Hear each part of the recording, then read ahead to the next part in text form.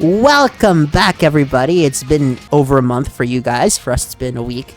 To the next episode of Pokemon Sword for the Nintendo Switch. I do want to do the entire Switch series. Anyways, I'm here with my friend David. Say hello to the people. Great little one bucket for here. Welcome. Yep. And by this point, Legends ZA might be out. I'm saying might because I don't actually know. And yeah, maybe. Well, for us, we still haven't gotten any news. We have seriously and trailer, and that's it. One trailer. Okay, so excluding ZA for this conversation, what are your thoughts on the Switch era of Pokemon? Do you think it was a good time to be a Pokemon fan in this generation? I say it's a decent time. Like, okay, see, the Switch era started with the Let's Go games that were pretty different from the formula, but they wanted to hang on to they wanted to keep going on with the Pokemon Go craze. Because it's literally what Let's Go is. Literally just Pokemon Go, but in the game. Yes. So yeah, it was. They were okay games. They weren't something awful. They were decent, just different. And then after that, we got Sword and Shield, with the real next step to Pokemon game. And well, quite frankly, it was a rough start. We had the whole thing with Dexit, people complaining about trees. But for the final product, I think Sword and Shield were pretty good and decent games. Like they're manageable, they work fine, and they're pretty story-wise. It's okay. But it's also in the game when it showed they're gonna be doing DLC now, and the DLC is fine. Like honestly, I wouldn't exactly say it's worth the price, but they're meh. After that, we got one of the best games ever in Legends Arceus. We don't need to discuss how that game is. Like, it is. Miguel and I both agree it's one of the best games in Pokemon, right? Yeah, I agree with you on that one. Granted, they had some issues. Like, I know I did have a bit lag issue, but aside from that, it did work pretty fine, and it was such a great game. And then Scarlet and Violet. I like how you skipped BDSP, by the way. Oh yeah, BDSP, the Gen 4 remake people wanted, but didn't go well. Frankly, it's kind of forgettable to me. Until the Elite Four, then it's good. Oh yeah. But yeah, and then Scarlet and Violet, what people expected hugely predictable. This was the game people have been wanting. An open world Pokemon game. Cause like, Legend of Arceus was the beginning for it, with being open zone. But Scarlet and Violet took open world to the next level, and it was a bit upsetting. It was bad. I never experienced the glitches people face, but people said that they went to quite a lot. The camera sometimes didn't work well. You were in my playthrough. And the frame rate, yeesh. Performance-wise, Scarlet and Violet was poor. But I will stand by the fact that it is the best story in all of Pokemon. Are you really gonna say that? After the Switch era. Wait, that kind of Legends Arceus. Fuck. That counts Legends Arceus, and also it's still the Gen 4 remakes. The gameplay wasn't very good, but the story is still the Gen 4 story, so it's still good. I don't know. I play Platinum. I know the story of Platinum is different than in Pearl. Okay, the ending is different. Ooh. Most of the story is relatively the same. Yeah, there's a few additional battles and some more scenes with the other characters, but the base story structure is still the same. So I wouldn't say that, okay? Legends Arceus had a good story. BDSP had a good story. And okay, the last one is just biased, but Let's Go Pikachu and Eevee were just so good. Yeah, it's nice for you. I never finished Let's Go Eevee. I beat both games. I was having so much fun. Anyway, the Switch era it's a bumpy era. It was not But a good era to be Pokemon. But I am hoping Legend VA does it well. Like the thing is time with this one. Like we haven't got anything. I'm not gonna complain about it. I'm hoping it means they're working a lot. Okay, this sandstorm effect is absolutely destroying the graphics. Look at the Hitmonchan. Yeah. That's crazy. But at least it runs at a stable 30. Wait, is Sword and Shield 30 or 60? I don't know. The point is, it's actually stable. Okay.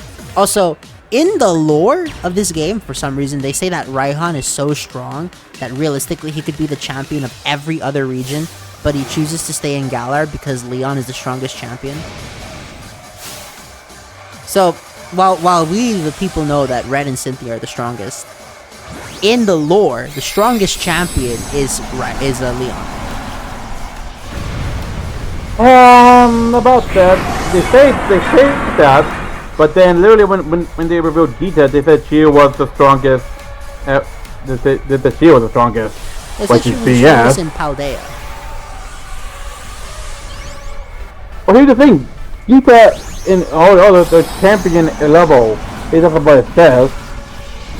But champion level isn't the same as the champion of the whole region, though. That's the thing. I suppose, yeah.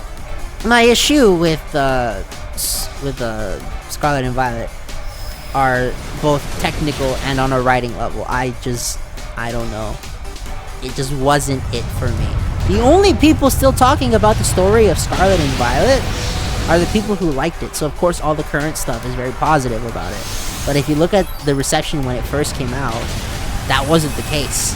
This game was lambasted for some of the stuff it tried to pull. My gosh. Okay, this sandstorm effect is really killing the graphics. Look at my Pokemon here. Yeah, you always said that. Yeah, look, like I said, this is why I'm hoping Legend of the VA gives people hope again. Look, you want to know how to win me over? Just put voice acting in the game. Well, that's what I want too. We all want voice acting. Give me voice acting. Gyarados is dead. And we're good. Like, that's serious, okay? Okay, voice acting and a stable frame rate. Just do that, please. For the love of God. You know, I will blame the Switch, but the Switch is able to play Nier Automata and Breath of the Wild beautifully. Again, you have to realize that Breath of the Wild is a very low poly game. The only reason it doesn't look that way is because of the stylized graphics and cell shading. And then Nier Automata is such a downgrade in terms of what it's showing on screen that if you compare Nier Automata on Switch compared to PC, it's night and day. It's like looking at a 360 game compared to looking at a Series X game. I guess, yeah. So what they did for those is that they made sure to have the game run, but on a downgraded state. And even then, those games run at 30, so it's not exactly that well run. Hell, even Tears of the Kingdom has some frame dips in certain areas. It's not as egregious as Scarlet and Violet, but it does exist. And we have obtained 8 badges. Do I feel any better? No, because none of these fights have been a challenge. This game gives me emotions, man. But not the kind that they were intending. You see, with this game, I was feeling the wrath of Tajiri and not the love of the game, you know? What the wrath of Tajiri? Oh, Tajiri, you know who Tajiri is, right? No. Do you know who made the Pokemon games?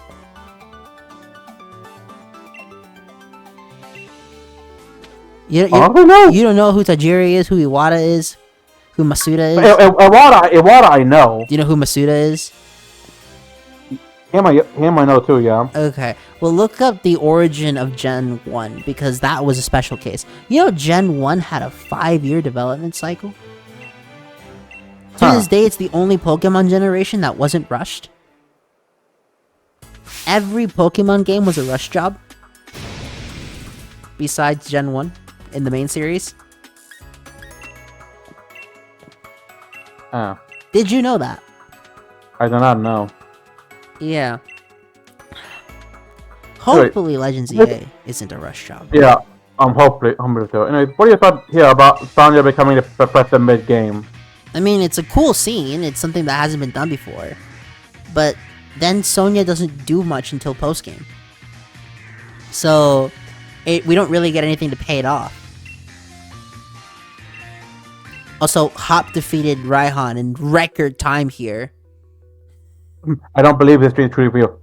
If we stole the soul last week, with a portraying Leon would destroy the street. Why I was thinking he's in a chair, perhaps my hope was just too hard to see. I have to go buy myself some clothes. At least then, this happened to little joy to me. See, this is a good link. You should have it up. Oh, now I get it right. According to you. Yeah, I was actually able to read it. Damn. Anyways, what do you think of the little filter effects I added? They were nice. I like them. Yay. Okay, I still can't stand that they're not touching the phone. Oh my god, I really saw her finger on the side of the phone. Yeah, I know. They're not touching the phone. They're on the side of the phone. You see what I mean? This is why these games' graphics were criticized. Also, aren't these two friends? Why are they on their phone? They should be talking to each other like this. But the phone needs to go away, okay? This is why the older generations make fun of us, David. Because of shit like this. Right. You know, sometimes I think to myself, you know, maybe the boomers were right. You know? Probably. Behold, Wendon. Wendon. I still don't know how to pronounce it. This is supposed to be London, by the way. So. And Wendon, yeah, Wendon. the frames, what is going on in this scene? Oh my god. Look at that lack of DLSS. Look at that. Oh, now it's starting to look like Violet, but at least it waited until the end of the game, you know? Right. Okay, that makes sense to me. Man. These outfit does not fit this location. You know? Nah. Because this is supposed to be like the snow outfit. And here the probably ain't snow. Yeah, so time to get a change of clothes. And, yeah, I'm back when I played this game. I was cosplaying as another character from another game. Yep. Oh yeah. Oh, but now you look. You look sick. Edgelord. Huh. Hell yeah. Okay, we're in the final area of the game. Might as well dress like we're in the final season of Yu-Gi-Oh! Just wear all black for some reason. You ever notice that Yu-Gi-Oh! Characters will suddenly add black to their outfit during the final season? No, it didn't. Yeah. It's like, the most obvious one was Judai from GX, where he switched from white jeans to black pants. Huh. And, you know, the other characters started wearing, like, black accessories on their outfits, but it was never pronounced, so you would never notice it. Anyhow, we are finally here at the Pokemon League. And that's really about it. Yeah, and behold, you get the Dream Ball. Yep, we're about to do some very easy fights, I'm not gonna lie. Oh, but still, you gotta admit, it is kind of cool to how the Pokemon League finally goes like in the anime and not just fighting the Elite Four. I mean, true, but at the same time, if you're like me and you've played these games for years, you have a certain expectation, and now that it's different, it feels weird. I guess, yeah. Because the thing is, I've played every generation, okay? I've played all the damn remakes, too. So when it's like me here, it just feels odd. Okay, so what is up with this area of the game? Why is it that the graphics have gone to crap? I don't know. Like, I mean, they don't. I mean, honestly, to me, it's hard for me to notice. well, look at it in motion. Like, look at how the 960 on Marnie's pants look. Well, shorts. It looks like it's glaring. You are challenged by Pokemon Trainer Marnie. Oh yeah. Right hard. We're gonna fight.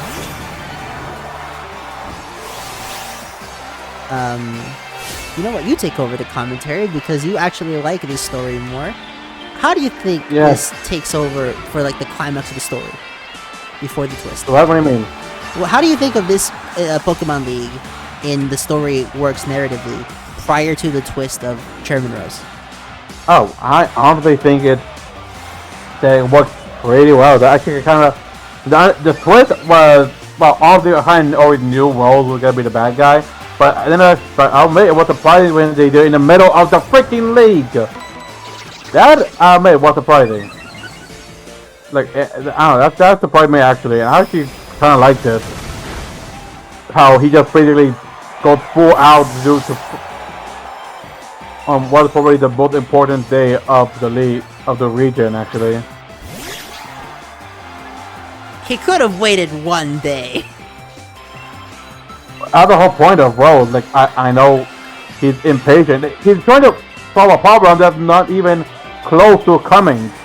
Like they say like about 1,000 years. Yeah. But he's just impatient. He sees too much into the future. I'm gonna be honest about Rose though. What in the hell is that theme that they gave him? That theme sounds more badass than the final boss of Dark Souls 3. Okay? Listen to the final boss of Dark Souls 3's theme song, and then listen to Chairman Rose battle theme.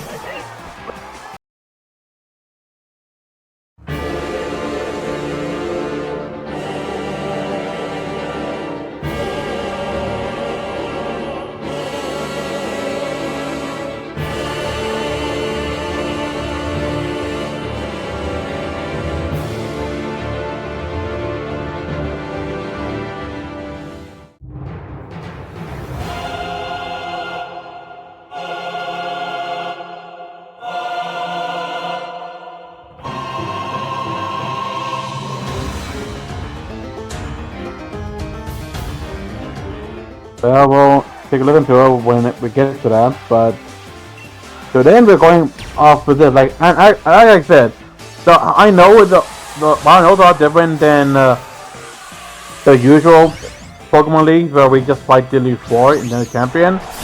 Here is an actual tournament, which I will admit I do kind of like. How we are going, how these are pretty much having the final battle against our rivals here and now. Like how before you fight them before you enter the league. I mean, true, but at the same time, it's like, we fought these guys how many times? What? That doesn't make it any less. That doesn't make it any less. So I don't know. I guess that's to me it's awful, not to you. Well, it's a case of game design versus story. Narratively, I understand why this is here. But in terms of game design, it's like, we fought these Pokemon already. Sure, some of them are new, but the team is mostly static. So, how is it different from like saying? How is it different from like saying? Actually, I don't know what I'm trying to go with it, but it's supposed to be like the same because it is again we've been fighting the rivals throughout the region. We're watching them, seeing them grow and get strong alongside us. Even if we always beat them. Yeah, I agree. I agree with that. It's just, why isn't this in Victory Road? Or better yet, why is there no Victory Road in this game? I told you they wanted to do. Look, because in this region it's based on London, where sports are a huge thing, and they want to make how here in this region is a huge thing. I guess. So that's why they make it different, because they want to express how, like in London, they make such a big deal about sports. Okay, that's convincing. Yeah. So it's a cultural aspect. I get it. And here we got Gigantic Grimsnow, which is An absolute he got thin. That too. Did I use the Dynamax? You just did. Gyarados, but you just one-shot it. Wow. What an amazing rival fight, guys! Press A to win. My gosh. And still, Marnie with best girl. Absolutely.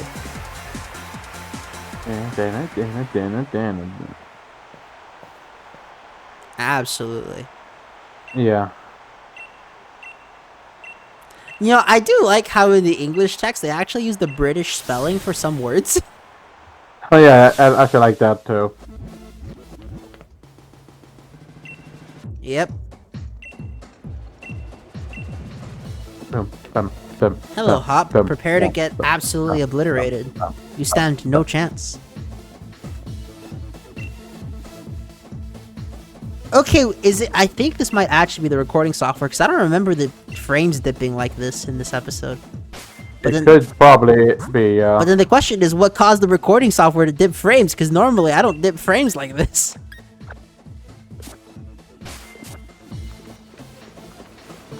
I don't know. Like, I actually don't know what's going on.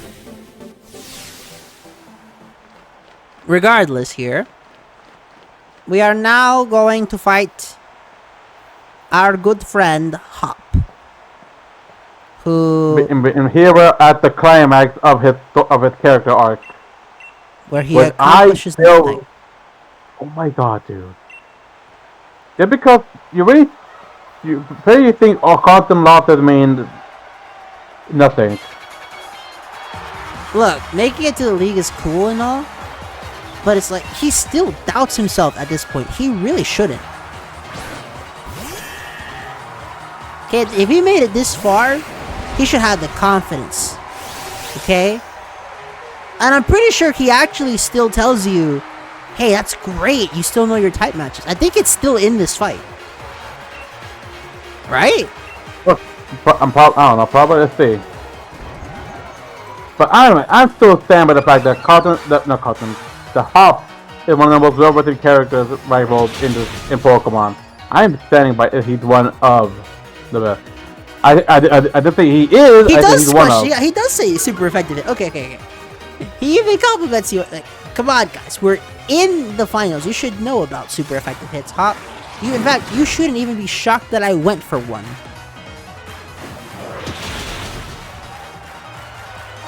It's like, if you're gonna do a rival that loses, have the rival do cool things, you know, when you're not battling the rival. Okay, because even in off-screen, like, yeah, Hop is beating these random schmucks with no name, but he loses to Bede, even though his team, I've looked into it, should absolutely decimate Bede's team at that point in the game. But that's the point. That's the point. Hop's team should have won. But the fact that he didn't proves it might give him his doubts. And also Bede is just stronger. Like, type advantages, like, I know in the game it does, but story-wise, type advantages aren't everything. Well, yeah, but even raw statistics, Hop's team was just a higher level. I can't make my article about that since I don't know. I don't remember what the levels was at the time. Hop was like 10 levels higher than Bede. Whatever. The point is that it doesn't make Hop sound like someone who self-doubts himself, okay? Like, it's one thing to lose a battle by the skin of your teeth, but apparently Bede decimated him in that fight, which just makes Hop look incompetent. Okay, did you say that about you say that about Barry when he was crushed by Paul in the anime? I'm talking about the games. Well, we'll talk about story-wise here, so the anime is a good story. Okay, if we're talking about the story, I don't know Hop in the anime. I don't watch the anime like that. Like, you're missing the point. I'm not comparing anime hop to game hop, but because you're trying to make it a big deal how decimated and how it makes Hop incompetent. But did you feel that about Barry when he was destroyed by Paul? I don't know. I don't even think I got Did you that feel far. Barry was incompetent? I didn't even get that far in the anime, dude. Okay. Okay, I get that kind of background because Barry lost a lot to Paul. Also, Paul but was he still took badass. But yeah. I don't know what I'm going with this. That's a bit different. Paul is way better than Bede in this comparison. Because this comparison, Barry is Hop, and then Paul is Bede. Nah, Paul beating Barry makes sense. Okay, that doesn't look like incompetence. But Bede's dog shit team that I took 0 damage against. By the way, this is finally in this episode I finally take damage against Bede's team. Hurrah! No. Hop should have absolutely played with the guy. It would not have even been close. So him losing, Bede bragging about him decimating, and then Hop not really denying the claim and instead acting sad like he got crushed, doesn't make sense. Okay? It's storytelling. Gameplay story integration. This has been a staple since the 6th generation of console. This is in the 8th generation of console. We can do gameplay story integration. Okay? If they happen to show that Bede was a higher level, okay, that's one thing. That would make sense. Like, let's say just in the game. Even Gen 2 does this.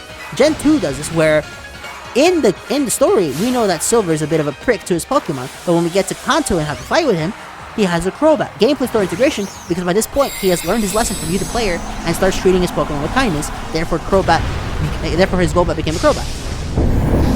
Right. And they'd also do that with like Wally in Gen 3, but they're not doing it here. They're gonna update it with the Gigantamax. Okay, but yeah, I get what you're saying. Yeah. So, it's not even like I say, oh, Pokemon is his own series. No, because Pokemon did it back then too. But they don't do it here. So, I'm judging this game on with freaking pit gloves, honestly. I'm judging this game on it. But anyway, they kind of did it, because like I said, remember, Bede took out his first Pokemon. He took out Wooloo. That was his first Pokemon. Okay. So your claims about him not showing it is not technically not true. It did show that with him taking out the one Pokemon that was with him from the very beginning. I mean, he could have just been trying a different team, mind you. You know, it doesn't matter. It's like why I always say about why I don't get people who take out the starters. The starters with you in the beginning. It's your first. Well, it at should that always point, be on this you're side. taking your emotions into this, not a logical reason. Yeah, there's always been about emotion. It's always been about emotion. I give a crap about actual good writing, though. It is good writing. It's no. Yes. It's serviceable writing. It tells a story without many issues in terms of consistency. No, you just don't understand because you and I view things differently. No. Well, we do. Yes. We do view things differently. But look, Dave, it's not that I don't understand your point. It's the fact that you're able to compartmentalize inconsistencies in the narrative to suit your own emotional needs.